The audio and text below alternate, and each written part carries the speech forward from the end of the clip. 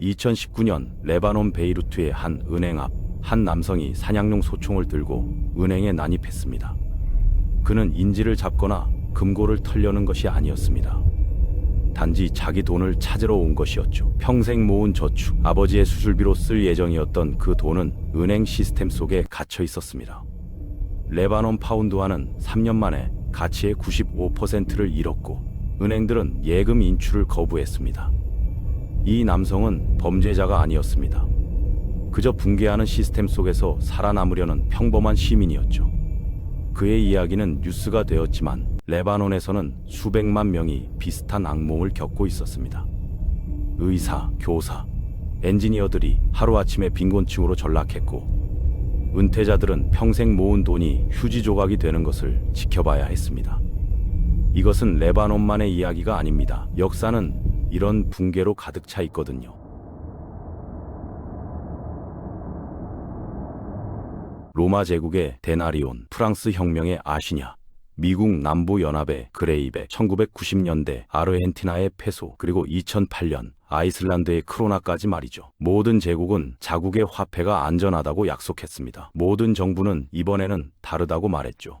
하지만 역사는 한 번도 예외를 허락하지 않았습니다. 문제는 붕괴가 일어날지 여부가 아닙니다. 언제 일어날지, 그리고 그때 당신이 어느 쪽에 서 있을지가 진짜 문제죠. 대부분의 사람들은 붕괴를 영화 속 이야기처럼 생각합니다. 먼 과거의 일이거나 가난한 나라에서나 일어나는 일이라고 여기죠. 하지만 현실은 훨씬 가깝습니다. 2008년 미국에서는 수백만 채의 집이 압류당했고 2020년 팬데믹 기간 동안 각국 정부는 수조 달러를 찍어냈으며 2023년에는 미국의 지방은행들이 연쇄적으로 무너졌습니다. 붕괴는 드문 사건이 아니라 반복되는 패턴이고 준비되지 않은 자들에게는 재앙이지만 이해하는 자들에게는 기회이기도 합니다. 오늘은 역사 속 금융 붕괴들이 우리에게 남긴 교훈, 그리고 그 속에서 살아남은 사람들의 전략에 대한 이야기입니다. 비잔틴 제국의 금화 평가 절하부터 현대 레바논의 은행 봉쇄까지 1000년이 넘는 시간 동안 반복된 패턴들을 살펴보겠습니다. 누가 파산했고 누가 불을 지켰으며 무엇이 진짜 가치를 가졌는지 말이죠. 서로마 제국이 멸망한 후에도 1000년을 더 버틴 비잔틴 제국의 이야기부터 시작해보겠습니다. 콘스탄티노플을 수도로 한 이 제국은 유럽과 아시아를 잇는 무역의 중심지였죠. 그리고 그 경제의 심장부에는 솔리두스라는 금화가 있었습니다. 이 동전은 단순한 화폐가 아니었습니다. 7세기부터 11세기까지 지중해 전역에서 통용되는 중세시대의 달러와도 같은 존재였죠. 페르시아 상인들도, 이탈리아 무역상들도, 아랍 칼리프국의 상인들도 솔리두스를 기꺼이 받았습니다. 왜냐하면 그 금의 순도를 믿을 수 있었기 때문이죠. 4세기 콘스탄티누스 대제가 처음 주조한 솔리두스는 약 24캐럿의 순금으로 만들어졌습니다. 무게는 4.5g 정도였고 수백 년 동안 그 기준이 유지되었죠. 이 일관성이야말로 비잔틴 제국의 경제적 힘의 원천이었습니다. 다른 나라들의 화폐는 숭도가 들쭉날쭉했지만 솔리두스는 믿을 수 있었거든요. 덕분에 비잔틴 제국은 무역에서 막대한 이익을 챙길 수 있었습니다. 실크로드를 통해 들어오는 중국의 비단, 인도의 향신료, 아프리카의 상아가 모두 콘스탄티노플을 거쳐갔고 그 대가는 솔리두스로 지불되었죠. 하지만 11세기가 되자 상황이 변하기 시작합니다. 제국은 사방에서 압박을 받고 있었습니다. 동쪽에서는 셀주크 투르크가 쳐들어왔고 서쪽에서는 노르만족이 이탈리아 영토를 빼앗아갔죠. 전쟁 비용은 천문학적으로 늘어났고 황실의 사치와 관료제의 비대화로 재정은 바닥을 드러냈습니다. 그러자 황제들은 유혹에 빠졌습니다. 돈을 더 찍어내면 되지 않을까 하는 생각이었죠. 하지만 금은 한정되어 있었습니다. 그래서 그들이 선택한 방법은 금화의 순도를 낮추는 것이었습니다. 처음에는 미묘했습니다. 24캐럿에서 22캐럿으로 그리고 20캐럿으로 떨어졌죠. 을이나 구리 같은 싼 금속을 조금씩 섞어 넣었습니다. 겉으로는 여전히 금화처럼 보였지만 실제 금의 함량은 점점 줄어들었죠. 초기에는 대부분의 사람들이 눈치채지 못했습니다. 하지만 상인들은 달랐습니다. 베네치아와 제노바의 무역상들은 저울과 검증 도구를 가지고 다녔고 금화의 무게와 순도를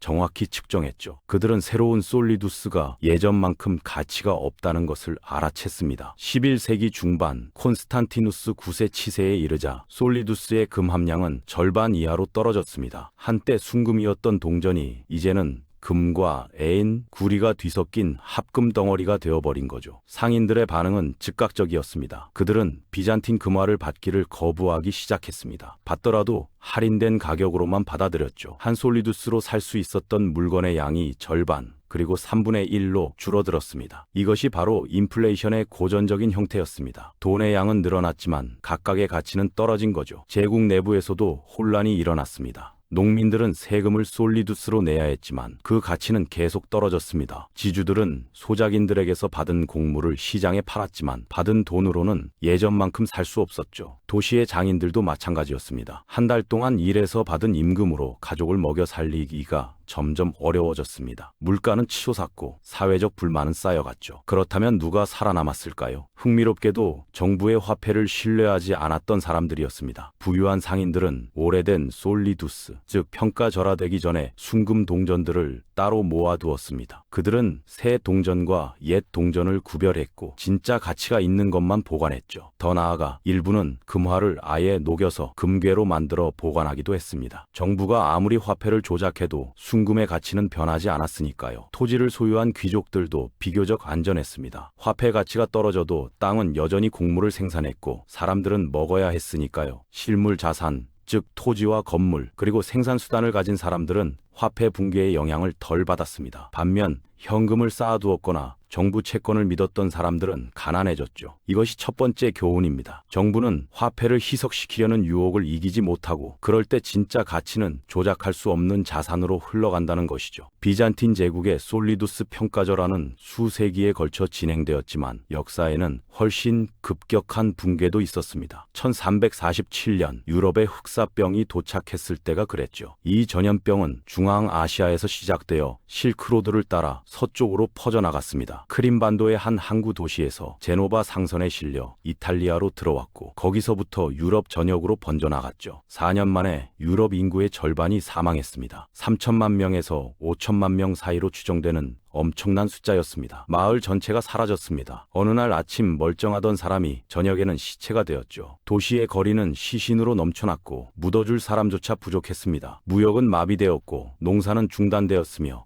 법과 질서는 무너졌습니다. 경제적으로 보면 이것은 공급 충격이었습니다. 갑자기 일할 사람이 절반으로 줄어든 거죠. 밀을 수확할 농부가 없고 빵을 구울 제빵사가 없고 물건을 나를 상인이 없었습니다. 생산이 급감하고 물가는 치솟았죠. 하지만 흥미로운 일도 일어났습니다. 전염병에서 살아남은 사람들, 특히 노동자들은 갑자기 귀한 존재가 되었습니다. 흑사병 이전의 유럽은 봉건제 사회였고 농노들은 땅에 묶여 있었습니다.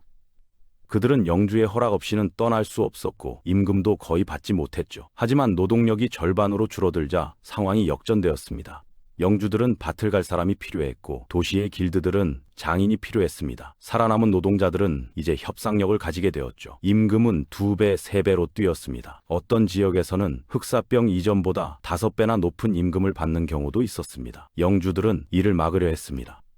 영국에서는 1349년 노동자 조례가 통과되어 임금 상한선을 정했지만 시장의 힘은 법보다 강했습니다. 노동자들은 더 나은 조건을 제시하는 곳으로 옮겨갔고 영주들은 어쩔 수 없이 더 많은 돈을 지불해야 했죠. 이것은 유럽 역사에서 중요한 전환점이었습니다. 봉건제의 권력 균형이 무너지기 시작한 거죠. 더 흥미로운 것은 부동산 시장의 변화였습니다. 사람은 줄었지만 땅은 그대로였습니다. 한 가족이 통째로 죽으면 그들의 땅과 집은 주인 없이 남겨졌죠. 도시의 집들은 비어 있었고 농촌의 밭은 황폐해졌습니다. 살아남은 사람들, 특히 약간의 저축이나 귀금속을 가진 사람들은 이런 부동산을 헐값에 살 수 있었습니다. 흑사병 이전에는 평생 일해도 땅 한 떼기 살 수 없었던 농민이 이제는 작은 농장의 주인이 될 수 있었죠. 이탈리아의 한 연구에 따르면 흑사병 이후 50년 동안 토지 소유권의 재분배가 급격하게 일어났습니다. 부유한 상인과 살아남은 노동자들이 몰락한 귀족들의 땅을 사들였고 중산층이 두터워지기 시작했죠. 물론 이 과정은 고통스러웠고 수많은 사람들이 죽었습니다. 하지만 경제적 결과만 놓고 보면 부의 집중이 완화되고 임금이 상승하며 생활 수준이 개선되는 계기가 되었습니다. 역설적이게도 대재앙이 일부 생존자들에게는 기회가 되었던 거죠. 이 패턴은 현대에도 반복되었습니다.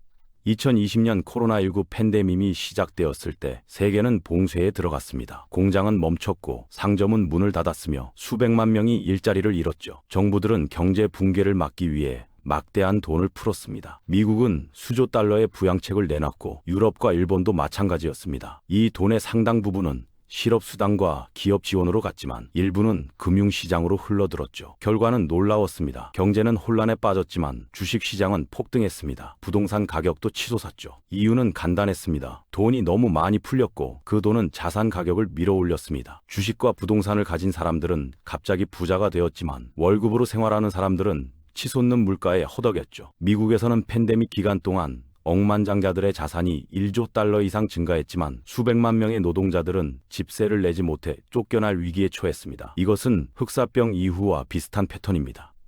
위기는 부를 재분배합니다. 다만 방향은 준비된 자들에게로 향하죠. 흑사병 때는 생존한 노동자들이 임금 상승의 혜택을 받았고 저축이 있던 사람들은 땅을 샀습니다. 코로나19 때는 유동성이 있던 사람들이 주식과 부동산을 사들였고 그 자산들은 가치가 폭등했죠. 위기가 평등하게 다가오는 것처럼 보여도 결과는 결코 평등하지 않았습니다. 역사는 또 다른 형태의 붕괴도 보여줍니다. 너무 커서 망할 수 없다고 여겨지는 기관들의 붕괴 말이죠. 1340년대 피렌체는 유럽의 금융 중심지였습니다. 이탈리아의 이 도시 국가는 직물 산업과 은행업으로 막대한 부를 축적했고 그 중심에는 바르디와 페루치 같은 거대 은행 가문들이 있었습니다. 이들은 단순한 은행이 아니었습니다. 왕들에게 돈을 빌려주고 교황청의 재정을 관리하며 유럽 전역에 지점을 둔 다국적 금융제국이었죠. 바르디 가문만 해도 런던, 파리, 아비뇽, 나폴리, 사이프러스 등지에 지점을 두고 있었습니다. 그들의 대출 고객 명단에는 유럽의 주요 군주들이 포함되어 있었죠. 특히 영국의 에드워드 3세는 그들의 최대 채무자였습니다. 에드워드는 프랑스와의 100년 전쟁을 치르기 위해 막대한 자금이 필요했고 피렌체 은행들에서 거액을 빌렸습니다. 1340년대 초반 바르디 가문이 에드워드에게 빌려준 돈만 해도 오늘날 가치로 수억 달러에 달했죠. 문제는 전쟁이 예상보다 길어지고 비용이 늘어나면서 에드워드의 재정이 바닥났다는 것입니다. 1345년 에드워드 3세는 사실상 채무 불이행을 선언했습니다. 돈을 갚지 않겠다고 한 거죠. 피렌체 은행들에게 이것은 재앙이었습니다. 그들의 자산 중 막대한 부분이 회수 불가능한 대출로 묶여 있었습니다. 바르디와 페루치는 유동성 위기에 빠졌고 예금자들이 돈을 찾으려 몰려들면서 뱅크런이 발생했습니다. 1346년 페루치 가문이 먼저 파산했습니다. 이듬해 바르디도 무너졌죠. 이 두 은행이 쓰러지자 연쇄 효과가 일어났습니다. 다른 피렌체 은행들도 도미노처럼 무너졌고 도시의 경제는 마비되었습니다. 평범한 피렌체 시민들, 즉 이 은행들의 저축을 맡겼던 상인, 장인, 상점 주인들은 하루아침에 예금을 잃었습니다. 은행이 망하면서 그들의 돈도 함께 사라진 거죠. 흥미로운 점은 이 붕괴의 원인이 은행 자체의 문제가 아니라 대출받은 자, 즉 왕의 채무 불이행에 있었다는 것입니다. 바르디와 페루치는 잘못 관리된 은행이 아니었습니다. 당대 최고의 금융 전문가들이 운영하는 정교한 조직이었죠. 하지만 그들은 한 가지 치명적인 실수를 했습니다. 한 채무자에게 너무 많은 돈을 빌려준 것이죠. 그리고 그 채무자가 왕이라는 이유로 안전하다고 믿었습니다. 결국 그 믿음이 그들을 무너뜨렸습니다. 이 교훈은 수백 년이 지난 지금도 유효합니다. 2008년 리먼 브라더스가 무너졌을 때 많은 사람들이 충격을 받았습니다. 160년 역사의 월스트리트 명문 투자은행이 어떻게 하루아침에 파산할 수 있단 말인가 하고 말이죠. 하지만 피렌체의 교훈을 알았다면 그리 놀랍지 않았을 겁니다. 규모가 크다고 안전한 것은 아니고 명성이 있다고 망하지 않는 것도 아니니까요. 기관들은 이익을 위해 존재하고 위기가 오면 자신들을 먼저 구합니다. 예금자와 투자자는 그 다음이죠. 2019년부터 시작된 레바논의 금융 붕괴도 비슷한 이야기를 들려줍니다. 레바논은 한때 중동의 스위스라 불렸습니다. 베이루트는 금융 중심지였고 은행 시스템은 견고해 보였죠. 하지만 내부는 썩어가고 있었습니다. 정부는 막대한 부채를 지고 있었고 은행들은 폰지 사기와 다름없는 방식으로 고금리 예금을 유치해 정부 채권을 사들였습니다. 결국 이 시스템은 무너졌습니다. 2019년 말 은행들은 인출 제한을 시작했습니다. 처음에는 1일 인출 한도를 정하더니 나중에는 아예 예금 접근을 차단했습니다. 사람들은 자기 돈을 찾을 수 없었죠. 동시에 레바논 파운드화는 급락했습니다. 공식 환율은 1달러당 1,500파운드였지만 암시장에서는 1억 5천 파운드를 넘어섰습니다. 90% 이상의 평가절하였죠. 은행에 1달러가 있던 사람은 그 돈을 찾을 수도 없었고 설령 찾는다 해도 구매력은 $1,000 수준으로 떨어져 있었습니다. 의사, 엔지니어, 교수들이 빈곤층으로 전락했습니다. 은퇴자들은 평생 모은 연금이 사라지는 것을 지켜봤죠. 가장 잘 살아남은 사람들은 누구였을까요? 해외에 자산을 분산시킨 사람들, 달러나 금으로 저축한 사람들, 그리고 은행을 믿지 않고 현금을 집에 보관한 사람들이었습니다. 은행 시스템을 전적으로 신뢰했던 사람들은 가장 큰 피해를 입었죠. 이것이 피렌체부터 레바논까지 반복되는 교훈입니다. 기관의 약속은 종이 위의 글자일 뿐이고 위기가 오면 그 종이는 불타버립니다. 미국 남북 전쟁도 화폐 붕괴의 극단적 사례를 보여줍니다. 1861년 전쟁이 시작되었을 때 북부와 남부 모두 막대한 전쟁 비용을 조달해야 했습니다. 세금만으로는 불가능했고 외국에서 빌리기도 어려웠죠. 그래서 양측 모두 돈을 찍어내기로 했습니다. 북부는 그린백이라는 지폐를 발행했습니다. 이것은 금이나 은으로 바꿀 수 없었고 오직 미국 정부의 약속만이 뒷받침했죠.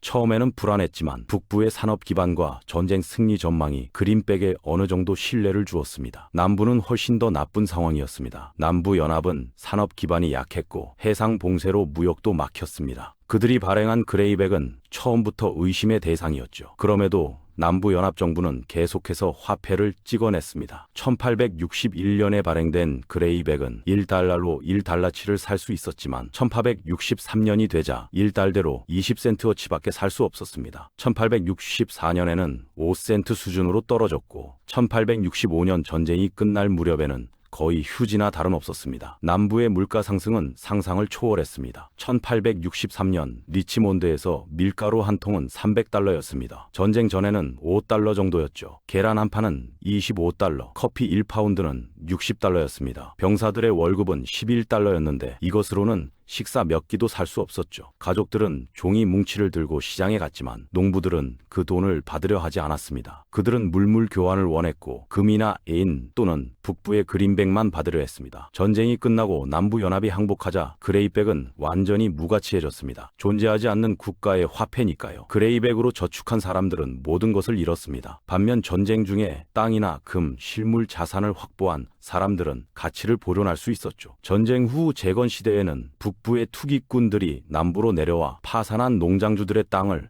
헐값에 사들였습니다.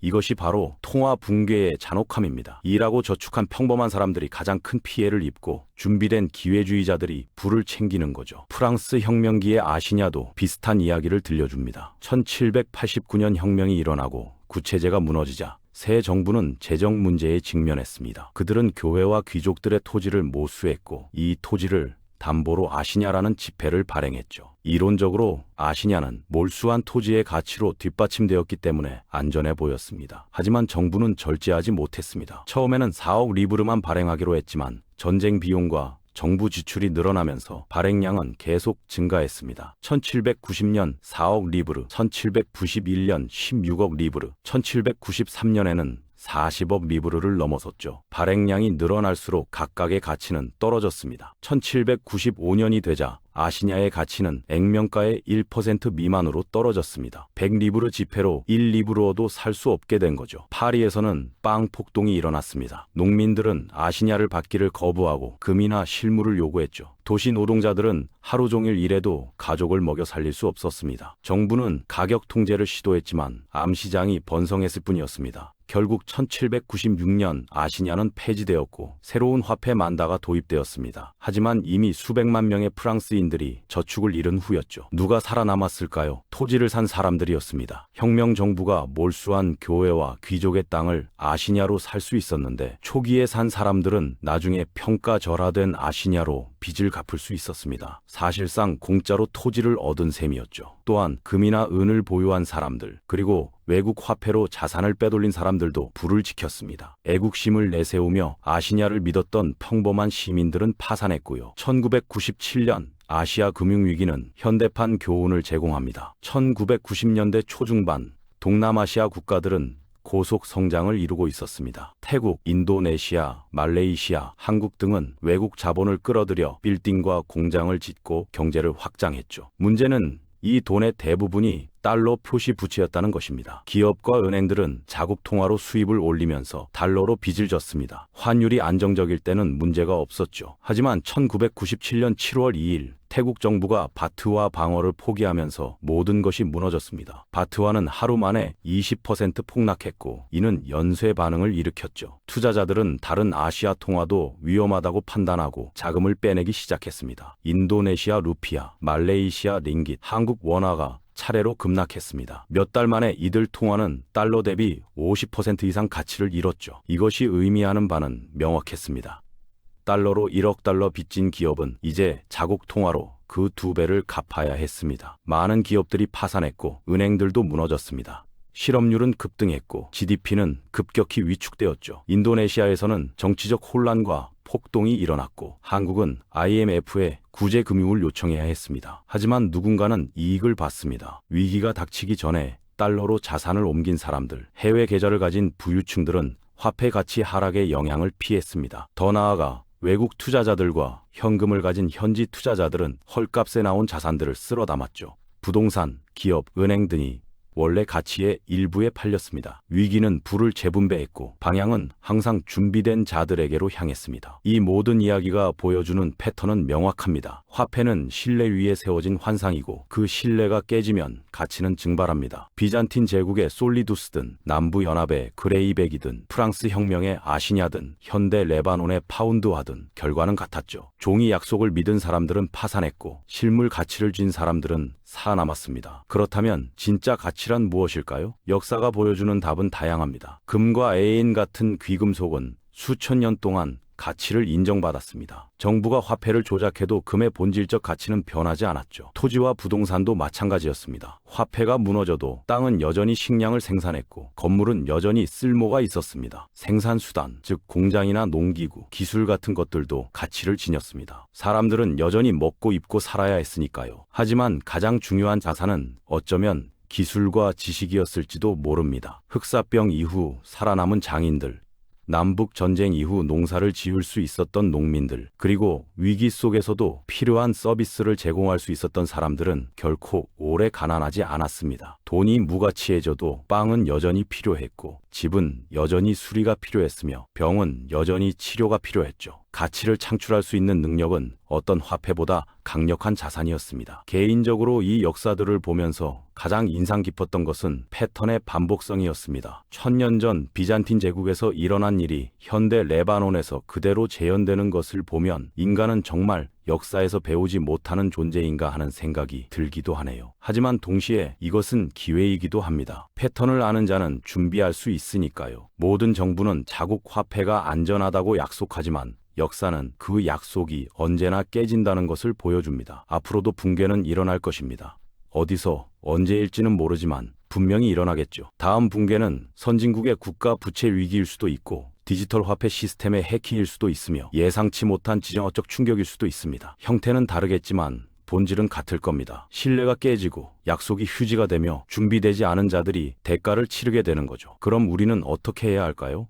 첫째는 다각화입니다. 모든 자산을 한 바구니에 담지 말아야 합니다. 은행 예금만 믿지 말고 한 나라의 화폐에만 의존하지 말며 종이 자산만 쌓지 말아야 하죠. 일부는 실물 자산으로, 일부는 외화로, 일부는 기술과 지식에 투자하는 것이 현명합니다. 둘째는 부채 관리입니다. 역사는 빚이 위기를 증폭시킨다는 것을 보여줍니다. 특히 외화 표시 부채는 치명적이죠. 1997년 아시아 위기가 그것을 증명했습니다. 셋째는 유동성 확보입니다. 위기가 왔을 때 움직일 수 있는 현금이나 자산이 있어야 합니다. 흑사병 이후 땅을 산 사람들, 2008년 이후 부동산을 매입한 사람들은 모두 유동성이 있었습니다. 넷째는 가치 창출 능력입니다. 아무리 돈이 무너져도 사람들은 먹고 살아야 합니다. 그 필요를 채울 수 있는 기술, 지식, 네트워크를 가진 사람은 살아남을 뿐 아니라 번영할 수 있죠. 마지막으로, 그리고 아마도 가장 중요한 것은 회의주의입니다. 정부가 안전하다고 해서 안전한 것이 아니고, 은행이 크다고 해서 망하지 않는 것이 아니며 화폐가 오래되었다고 해서 영원한 것이 아닙니다. 역사의 생존자들은 가장 신뢰했던 사람들이 아니라 먼저 의심했던 사람들이었습니다. 그들은 시스템의 균열을 남들보다 먼저 알아챘고 그래서 행동할 수 있었죠. 비잔틴 제국에서 레바논까지, 흑사병에서 코로나19까지, 피렌체 은행에서 리먼 브라더스까지 이야기는 다르지만 교훈은 같습니다. 붕괴는 비극이자 기회이고 준비되지 않은 자에게는 파멸이지만 준비된 자에게는 불을 쌓을 순간이라는 것이죠. 역사는 이 교훈을 1000년 넘게 반복해왔고 앞으로도 반복할 겁니다. 오늘은 역사 속 금융 붕괴와 그 속에서 살아남은 사람들의 전략에 대한 이야기였습니다. 어쩌면 불편한 진실들이었을지도 모르겠네요. 하지만 역사는 위안을 주려고 존재하는 것이 아니라 교훈을 주려고 존재하는 것이니까요. 다음 붕괴가 왔을 때 여러분이 어느 쪽에 서 있을지는 지금 무엇을 준비하느냐에 달려 있을 겁니다.